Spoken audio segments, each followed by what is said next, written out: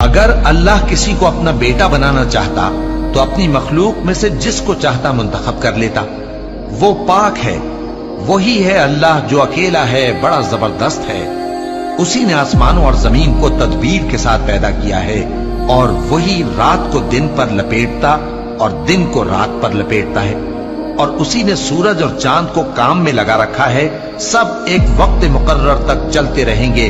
دیکھو وہی غالب ہے، بخشنے والا ہے۔ اسی نے تم کو ایک جان سے پیدا کیا، پھر اس سے اس کا جوڑا بنایا، اور اسی نے تمہارے لیے چوپایوں میں سے 8 جوڑے بنائے۔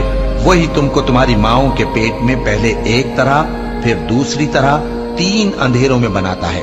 یہی اللہ تمہارا پروردگار ہے، اسی کی بادشاہی ہے، اس کے سوا کوئی معبود نہیں۔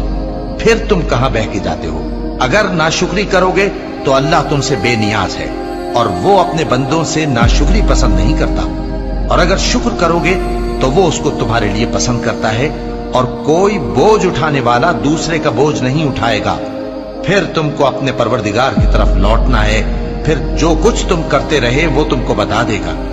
وہ تو دلوں کی پوشیدہ باتوں تک سے آگاہ ہے۔